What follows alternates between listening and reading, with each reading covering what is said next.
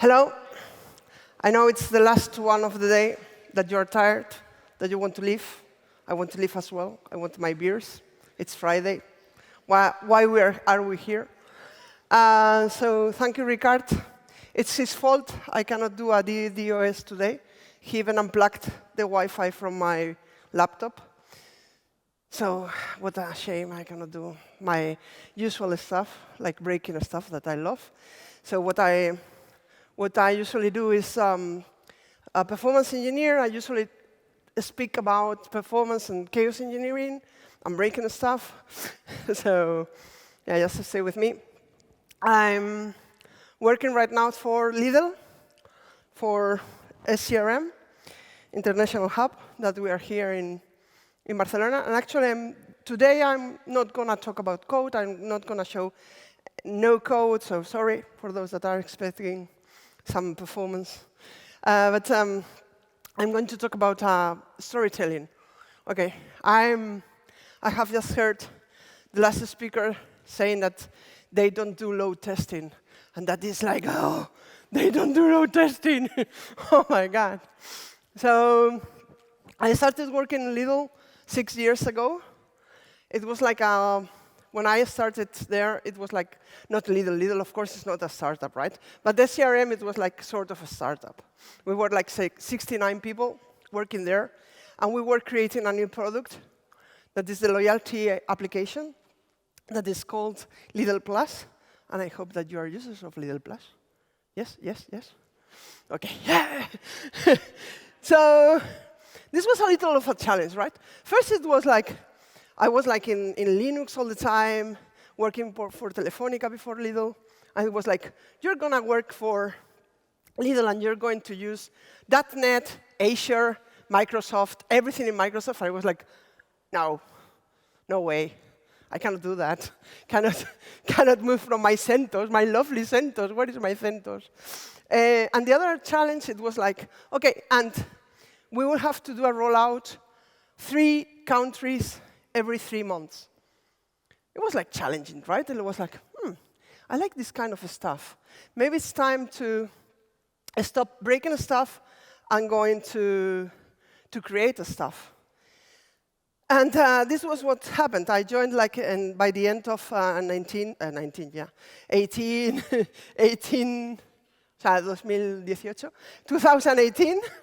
OK.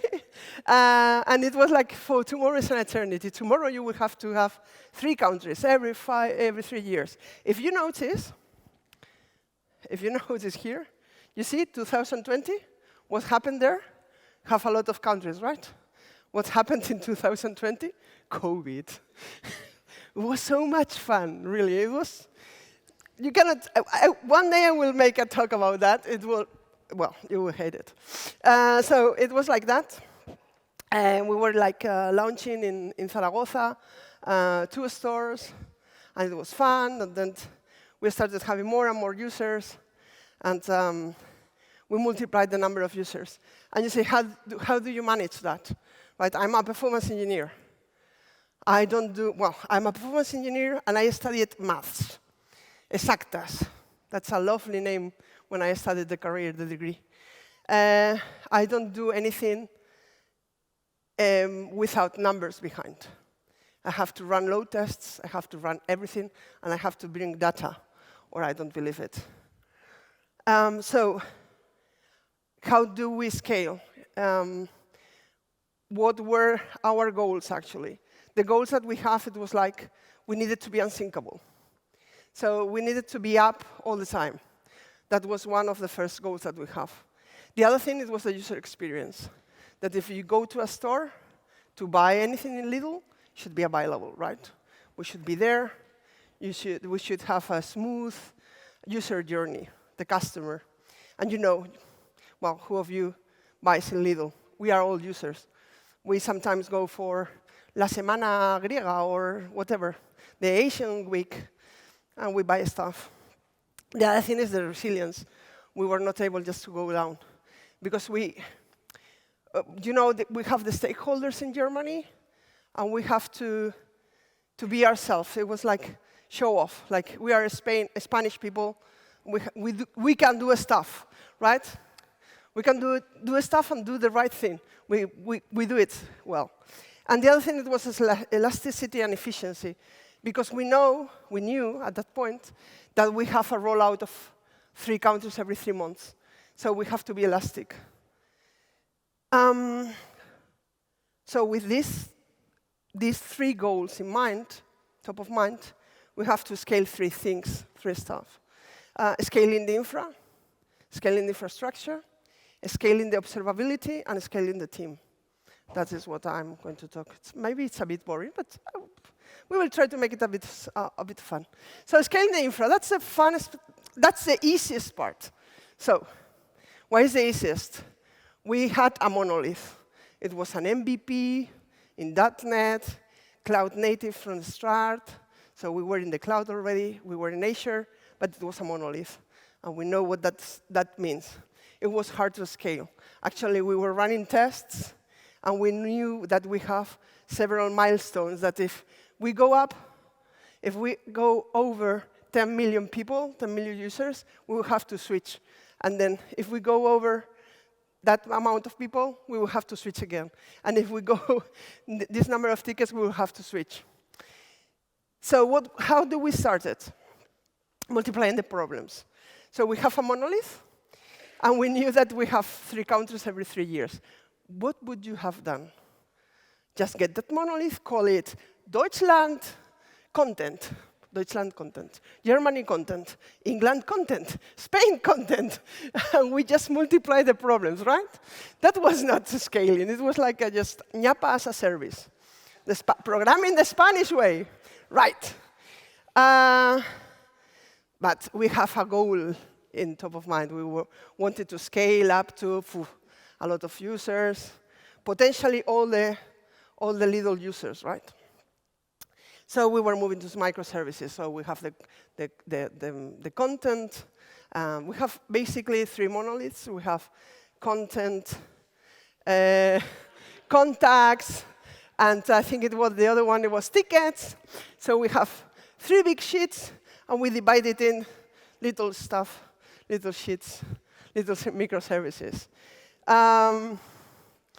We were spreading love all over the place. It was something like that. So we have like geo-replication, we have redundancy, we have 2 domains, we have a failover region, we have all the stuff to be resilient, okay? Because we wanted to be resilient, we wanted to be elastic, efficient. At this point, money didn't matter. It was like we want to have 3 countries every 3 months. Money doesn't matter at that point. At that point. Okay, just imagine what comes after. How do you know, Almu, how do you know how many users do you have in Lidl? Are you going to the stores and count the people? Well, no. I'm a mathematician. So I do statistics and lies. I get the number of tickets, and I do a hypothesis. I say, OK, 1 ticket is 1 person. How many of you go more than once per day to a store? No one, right? You are just an outlier. Epsilon, poof, removed from the equation, right? So you're not in my hypothesis, sorry. So we have the deals. We have all the tickets. All the tickets come to our servers first. Before having the country being rolled out, we have all the tickets arriving. And we could do an inference, a statistical sum that how many are they coming? How many users can we have in the application from this country? So some lies and statistics. We have a tickets analysis before all the new countries roll out. We were just saying, OK, we have an engagement of 20%, 40%, and we run a simulation of this amount of users, of this amount of tickets per country. Well, the tickets were real, so there was no simulation there. All the tickets were arriving to the data platform, so no simulation. We were just simulating all the users, redeeming the coupons, the discounts, all that stuff that we do, and I know that you do as well, that you do know because you are Lidl Plus users. So that's what we do. So we were running simulations, load testing all the time. what happens when you run load tests all the time. That you have a high-cost performance environment, and that your CTO is telling you, OK, but can you run less users? I can, but I don't know if that's what you want. So we were trying to be more efficient when we were running load testing. We were not running like an end-to-end, like from all the application, like at the start. We were like doing component load testing. And we were having some kind of methodology, right? We started to implement the SRE stuff from Google, like identifying the service level indicators, the measuring success, that sometimes you come to the marketing guy, to EKI, we call it in German, and we say, what does success mean for you? And he says, I don't know. That's the usual. What about if I tell you that we have like a 40% engagement? Oh, yeah, that would be success. Stuff like that. Or like we have around 20 million users in Germany, and we were running a new feature. And I was talking to the marketing guy, and I told him, how much engagement do you expect from this feature? And he said, 20%. I guess that the 20 is like the 42 answers. The answer for everything is 20%. I say, OK, do you realize that 20% in 4 months is like 4 million people? And he said, no. Well, I would be happy with 500,000. My friend, you said 20%. That's like 2% of. OK, so you have to talk to them. OK, sometimes you have to be in the boots of your marketing guy. That 20% is not what you think. It's this amount of number, this amount of users. You measure the success with SLOs. You agree to an SLA if you have a third party, even if you are in microservices with another microservice that it's integrated in your solution, so it's fine. Of course, always based on the defined SLOs that you have with your team. You gain insights, and you start again, and you start again. And during all these 6 years, in every rollout, we were just reviewing all the SLOs, all the engagement, all the SLIs that we have to do all the time. It was a continued improvement. What were the 3 things that we have on top of mind? Resilience, user-centric, user experience, and scalability, elasticity.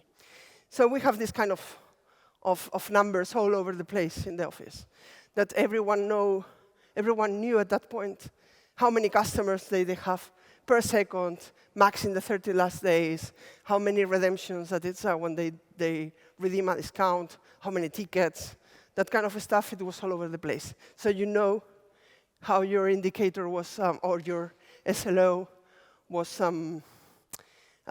working out with you. Which kind of indicators we wanted? Response time, throughput, and this one was important, the 0 days without an outage. Okay, mean time between failures, mean time to repair, and the scaling, and at last, budget. Oh, a new validation criteria in my tests, budget. It was like, how much does it cost this? OK, do you know what day is today, right? So I will tell you. Singles Day was like this week, this Monday, something like that. It was, well, it's OK. It's Chinese stuff. In e-commerce, well, we do some stupid stuff, as Ricard said. Singles Day was fun. Next week is Black Friday. Do you know what I was doing yesterday at 9 o'clock? Well, I was just doing a release. Like, this is for. So on Monday, we are going to start the release, the push of the version of the Black Friday, ready for Black Friday. That is on next Monday, not this Monday, the next one, 25th. It's the most fun time to get holidays if you work in an e-commerce. Just get it. Then it's Cyber Monday, so we have the Black Week. And we have campaigns. But the biggest campaign that we have in Lidl is Christmas. And Christmas, the other day, was like to a friend of mine, to a colleague, that it's new in Lidl. He said, oh, Christmas, well, we have like half a month. No, no, no, no. Christmas starts 1st of December. Okay? 1st of December starts Christmas. And what happens the 1st of December? This. Usually. I think during 6 years, this is what happened the 1st of December, that we have a feature that we call secret boxes. If you are from Germany or Anglo-Saxon people, Advent calendar. So every day we have a discount in the application, and every day everyone starts at the same time. It's like they receive a push notification, and you cannot tell the customer, no, no, don't go, don't log in, please, no, no my server is not ready. No, no, no. They log in okay, at the same time. So 1st of December is always like that. It's always like that. You like it, eh? Do you know now why I usually get my holidays on, this year is the 4th of December, I get my holidays. I have done all my stuff, I'm the performance engineer, not anything else. So one thing is logical, because do you have budget? I said it's not a tight budget. Sometimes you have to think of balance between budget and customer experience. You know this is going to happen. You know this is going to happen. That if you have MasterCard, if you have an infinite credit card, you can't hold this kind of or amount of requests, this peak at the start of the day. But sometimes you just have to, OK, the user will come back. It's December. They will want their turrones anyway. They're going to buy turrones and polvorones and marzipan. They're going to come back. You want to have a good brand, so a brand awareness that you are always available, but sometimes it's high. It costs too much. So you have to find a balance between them, right? You put a landing that is static, and the user won't notice. And that is why do I need dynamic stuff if I have to work and get paid, right? So that's one of the validation criteria, is that you have a tight budget at some point. So what happened? We were in the cloud, we were in Azure, we were using web apps. And web apps are a bit high cost. And we have API gateways and have everything that Azure allows you to have.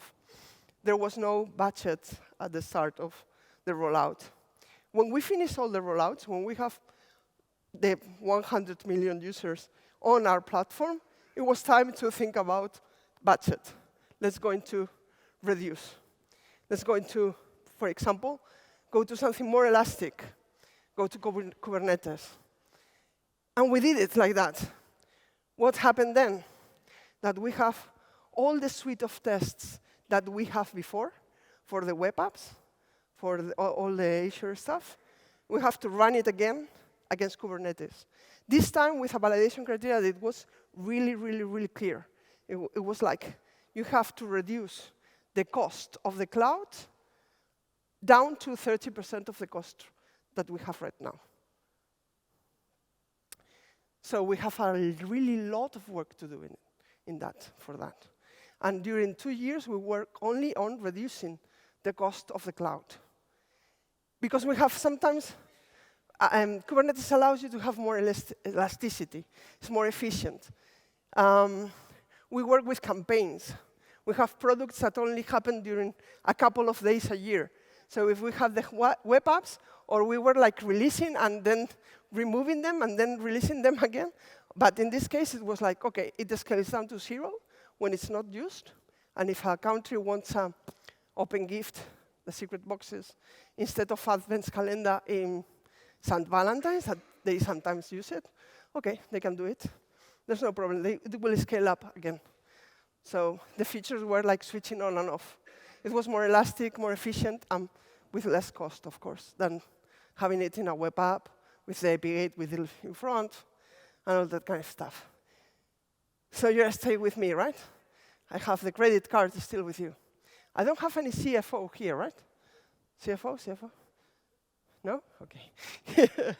Because something that after moving to Kubernetes and scaling the infra, what happened afterwards? I can tell you what happened. We have a lot of observability issues. The first one, it was that everything, all the monitors, so we have every microservice has an Azure insights. So there was no traceability between all the application. It was like a bit of, OK, I have to jump from one another. We have observability issues. We didn't have a real observability. So that didn't allow us to have a proactive prevention. We didn't have an anomaly detection. We didn't have a lot of stuff. Well, that's me. Overwhelmed with data. We have a lot of sources, no traceability, no centralized. It was a mess. It was a huge mess. A mess like my room behind. So it was a bit of a mess. As we moved to Kubernetes, we started to say, OK, let's get a standard. We get OpenTelemetry. It's not only in Kubernetes. We have it as well for our .NET applications in Azure Web Apps. But basically, it was like pushing. Kubernetes was pushing that we moved into OpenTelemetry. And we have the collector and the API and the SDK, everything. What happened? That we were moving to Grafana Stack. And at some point, we have like 4 domains. Like we have the benefits domain, the gaming domain, omnichannel, and platform, and data. We have like business units, right? At that point, we have like Grafana from data, Grafana from omnichannel, Grafana from... You know the feeling, right? It's nothing, it's the same. We have observability everywhere. Everywhere. Too many. And it was like, OK, it's time to do serious stuff. Let's get everyone together. Let's standard. OpenTelemetry is a standard. Let's move to a standard. And you have to get 4 teams of SREs to agree to which levels are you using. And you were analyzing, what metrics do we need? Oh, but I need this metric. Oh, I have Istio.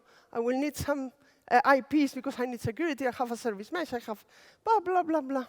And metrics started to bloat and bloat and bloat. And you have problems of correlation. That you have a metric that it was, I don't know, they were measuring the API response time, for example, the API server response time, and the other one was measuring it in the ingress, and the other one was measuring it in Akamai, and the other one was measuring it. So it was like a lack of coordination and a lack of correlation. Because if you have the home, and the home calls, like all the services behind, that it's agnostic of which of the domain of the business units is calling, we need a single trace with measuring the same stuff. So here, we talk again about the SLOs and the SLIs, what we are measuring, where are we measuring that? One of the examples that is this one. This one is how do we measure the ticket? So the ticket arrives to our ingestor, that it's a Kafka. It arrives to the Kafka, and it's delivered to the different services that are treating that ticket to give you a price, to give you a ticket receipt, whatever. Where do you measure that? How long does it take for you to treat the ticket? So we have here, like, this is the purchase end time. That's a measure that we have like a standard that when are we starting to measure? When the ticket arrives to a platform, when the ticket arrives to a service, when the ticket arrives to the user, well, just put the metric in different positions, okay? We have a bucket, like saying this point, these marks. And we were all missing the same. What happened with that? we have a bucket. What happens with buckets? Cardinality. We have explosion of labels there. We have a lot of metrics, and we have explosion of labels. So now we have to do load testing of our observability platform, because our collectors were like in loop, restarting all the time. Out of memory, out of memory, out of memory. So it's important. We have this high cardinality problem. We were sending all the stuff. We were sending a lot of metrics. We were sending a lot of labels. We have to get a standard.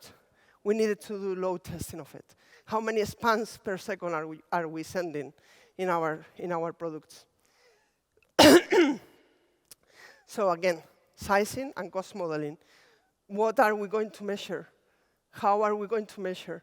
How many times are we going to measure? How many samples are we going to have of this kind of stuff? Cardinality, hefty series metrics, data points per minute. That, in the end, is sizing and costs. And we wanted to reduce cost. And in the observability, it's the same.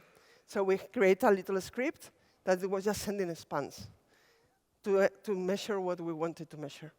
Do I have? No, I'm going to die. OK.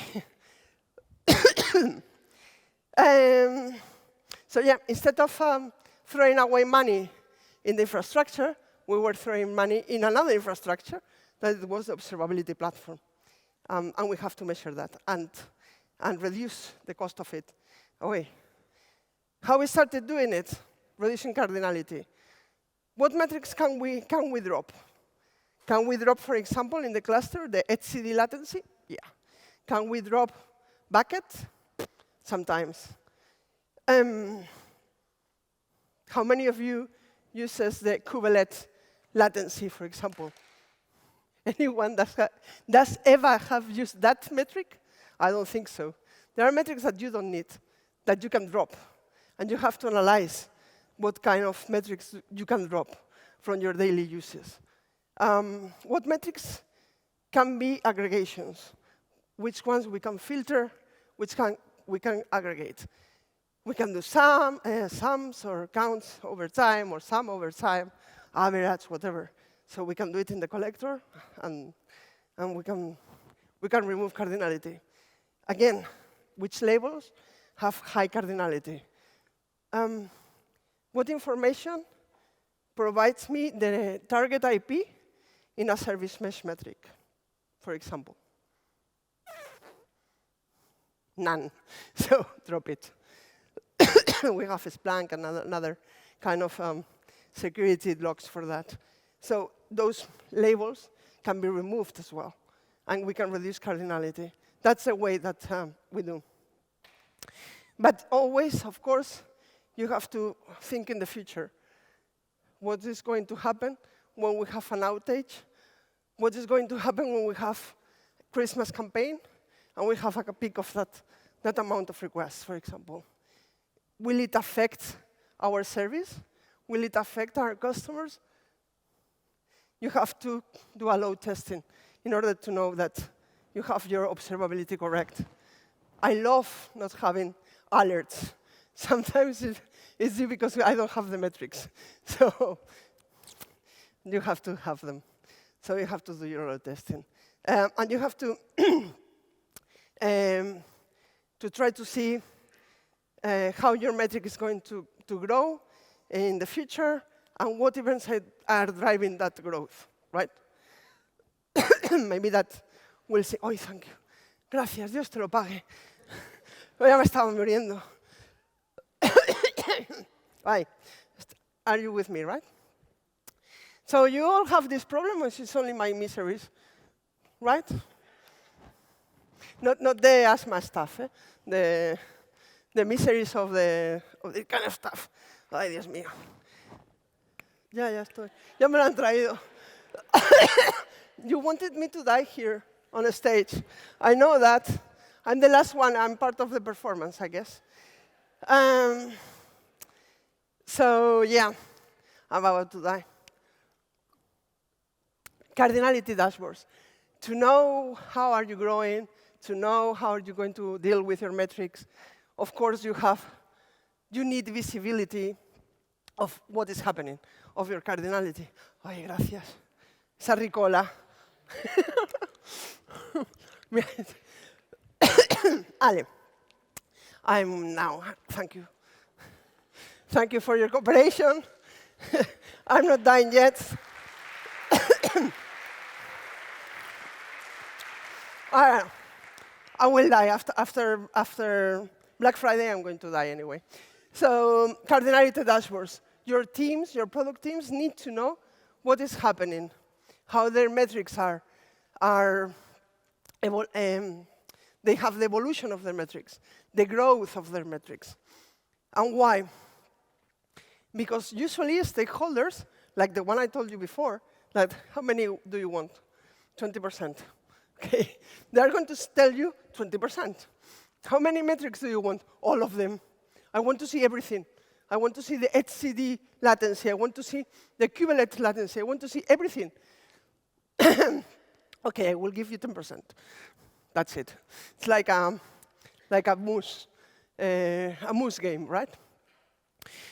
Because more data is not better. It's the quality of the data that you need, the quality of the metrics that you're having in your platform, the ones that give you information, the ones that are behind your alerts, the ones that are behind your dashboards, the ones that you are really using. So that's the other thing. Scaling observability. What do we need now? What do we need now? Scaling the team. So instead of having 4 Grafana's, you have a much bigger one. Instead of having web apps being managed by Azure, you have Kubernetes managed by the teams. What do you need? What do you need? Scaling the team. We created a platform team. And you will tell me, Almu, that's the hype. That was everyone is doing, right? What do you need a platform team for? Because it's a team effort. So what we were doing, it's like the product teams are having necessities, and they covered with something. They do a hardware, they need a hardware registry, they need Argo CD to do deploys, they need whatever tool they want. But they are doing product. So what we do is that when we see a product team have a necessity and they cover it, they take that POC to the platform team that is going to give it to the rest of the product teams. It's not the other way around.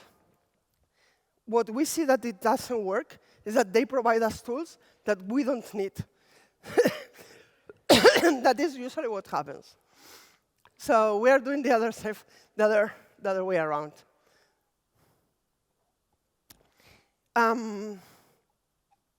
The other thing, because we have a tool, so the platform teams are the ones that actually are taking care of our observability platforms, and they are the ones that know when the collectors are restarting or that kind of stuff. And they keep playing while there's a Black Friday. They keep playing when we have a problem. And they are the ones that provide us with insights of our products and our users. And we can focus on the products. That's the cool stuff.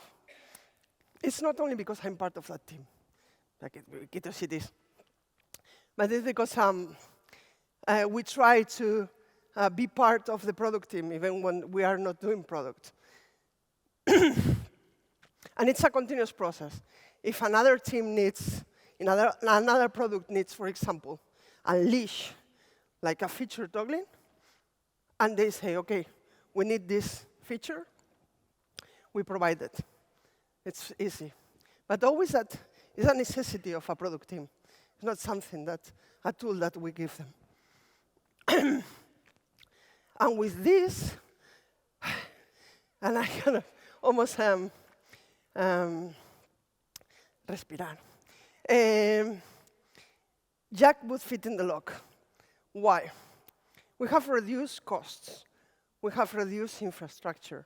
We have made it efficient. In case of an alert, we have the metrics that we need. We have the observability, the visibility. The work is not full done. We're still staff to work with. But at least, if anything happens in next week or in 2 weeks, we will know how to fix it. We will know where to fix it, because we have run load tests. We know all the alerts. We have the metrics that are interesting for us. So hopefully, even if, no, don't do a DDoS, but hopefully we can catch the problem and we could have made Jack fit in the lock. Es un chiste malo. Okay. So, Q&A.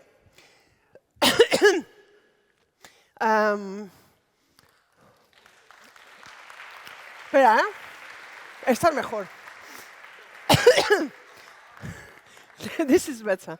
So hopefully you will buy in Lidl during the next weeks.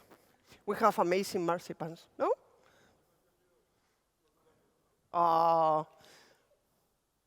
Next year. No. Really, next year. North Macedonia will be next year. Oh, I shouldn't have said that. Se me estoy muriendo ya. Yeah, sorry, we were doing some other things, wrap up, and then we saw her dying, so. Tal cual. Okay, you okay for a couple of questions? I think so. Okay, let's try. Bebe agua, bebe agua. Bebo. Dale, porque si no. Dale. Sí, okay. So, they ask what tools do you recommend to do load tests, especially if they are free, because people, Yeah, we only use open source tools. And I have one thing about that. Use the tool that you like the most and that suits your necessities. I mean, if you are a Python developer or in a Python project, you use Locust.io. If you like JavaScript, you use K6. I use K6. If you want to die, like myself, you can use JMeter. See, but you're a fan of JMeter. I'm a huge fan of JMeter, but that's why I cannot breathe. Yeah. But whatever tool that you want. Yeah. K6, Locust.io, BlazeMeter, JMeter, of course. Gatling is a good tool, but it's a bit, but yeah. K6 for me is the best right now. So they have some questions around the pandemic, how you handle all that. So they ask if you consider things like, for instance, using the card number to identify repeated users on the same day instead of. Actually, we had repeated users, and we have a loyalty ID that is repeated. You know who were repeating? The ones that were providing services to buy in the supermarkets. Okay. And actually, we have a performance issue with those ones, because we were not expecting a user to be like 200 times. Yeah, okay. Yeah. And then they're asking if you thought about implementing some kind of queuing mechanism, showing like, okay, you will be served in some minutes. We have that. If you have a campaign like Monsieur Cuisine, the kitchen robot, we have a QA system for that. You will receive a number and you will count. We have as well in Germany, during Silvester Stack, we sell fireworks. And fireworks are something that you have to deal with care, because you cannot have them more than 2 days in the store. You cannot. Yeah. So we have a logistic like that, like a queue. Mm-hmm. And then they're asking if you apply some kind of special scaling policies when you know that there will be a peak or. Yeah. We do the slider. Now, we usually know pre-campaign. For example, I talk to the business guys. I shouldn't, but I talk to them. Yeah, you shouldn't. And they tell me, for example, that we expect 30% more traffic than last year or something like that, and then I put 20. They say 30, I put 15. Yeah, okay. But I usually talk to them, because they are the ones that know the numbers. I know that North Macedonia are going next year and that we're going to the rollout. That kind of stuff is something that you, as a performance engineer, you need to know, because you will have 2 million more users. Do you do code freeze before campaigns, or is when you commit the most? Yeah, okay. Something that you don't tell anyone. Yeah, okay, fair enough. And then We are in code freeze. Yeah, okay. I did a release yesterday. And then you pushed code, yeah. And then they're asking, okay, instead of dropping metrics, why not sampling them? Just store. We're sampling them. Okay. I have put the downsampling stuff Okay. in the examples. Maybe I haven't talked about them. It's more about the labels in our case, because we were like 2 domains, 33 squads, a lot of people just pushing metrics, and labels is a huge issue. But we do downsampling as well. Okay, and the last one is they're asking if you use Grafana Cloud or some Grafana No. you host or. Grafana hosted. Okay. Okay, so that covers everything. Thanks for not dying.